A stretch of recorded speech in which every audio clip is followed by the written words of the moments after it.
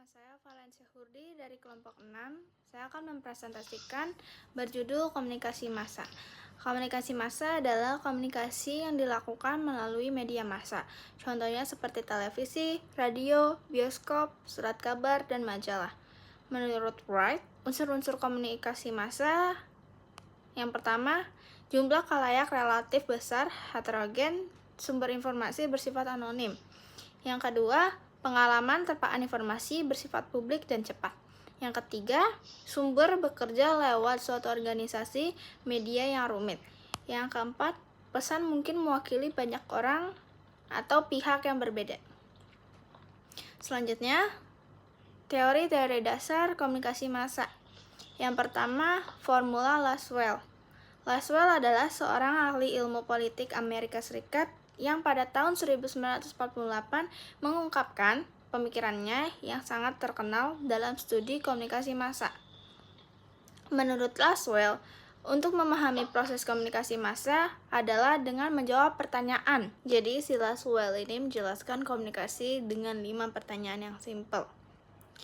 Yang pertama, who, yang kedua, says what, yang ketiga, in which channel, yang keempat, to whom, yang kelima, with what effect. Maksudnya who adalah siapa sih komunikatornya, siapa yang menentukan pesan yang akan disampaikan. Terus yang kedua ada says what, si komunikator ini ngomong apa sih, pesan yang ingin disampaikan oleh komunikator ini apa sih. Yang ketiga adalah in which channel, maksudnya media apa yang dia gunakan, bisa media sosial atau konvensional. Yang keempat adalah to whom, ke siapa sih komunikasi ini akan disampaikan oleh komunikator. Yang terakhir, with what effect, jadi apa yang disampaikan oleh komunikator ini pasti punya efek untuk si komunikasi atau si audiensnya. Selanjutnya, Mathematical Theory of Communication. Teori ini merupakan teori transmisi informasi, yaitu teori yang menjelaskan suatu proses komunikasi dengan melihat mengalirnya informasi melalui komponen-komponen yang terlibat di dalam suatu rangkaian aktivitas komunikasi. Slide selanjutnya, teori-teori efek media massa. Yang pertama, teori jarum hipodermik. Teori jarum hipodermik atau yang kita sebut dengan the hypodermic needle theory secara garis besar menganggap bahwa informasi yang terdapat di media massa memiliki efek langsung dan segera pada khalayak. Teori ini merupakan hasil pemikiran Katz dan Lazarsfeld. Dalam teori ini, isi media dipandang sebagai obat yang disuntikan ke dalam pembuluh darah khalayak, yang kemudian diasumsikan akan bereaksi seperti yang diharapkan. Yang kedua, teori komunikasi dua tahap. Teori komunikasi dua tahap menjelaskan bahwa informasi dari media massa tidak langsung diterima oleh masyarakat, melainkan melalui pemimpin pendapat terlebih dahulu.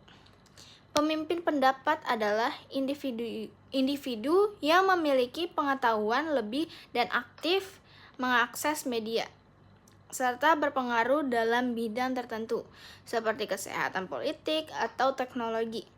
Yang ketiga, teori kultivasi, yang dikembangkan oleh Giorgio Gerbner, menyoroti pengaruh jangka panjang televisi terhadap cara pandang masyarakat terhadap realitas.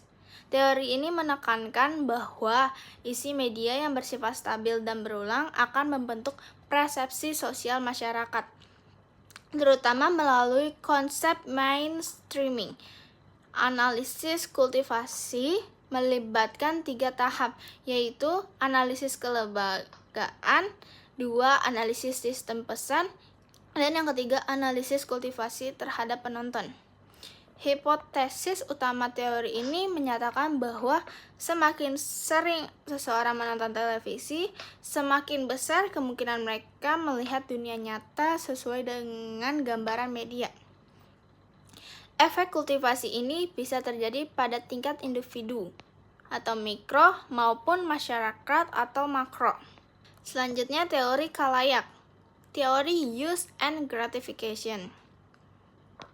Melihat khalayak sebagai pihak yang aktif dalam memilih media berdasarkan kebutuhan dan minat pribadi, pendekatan ini menyatakan bahwa setiap individu memiliki kondisi psikologis tertentu yang memunculkan kebutuhan informasi, lalu memilih media yang sesuai untuk memenuhinya.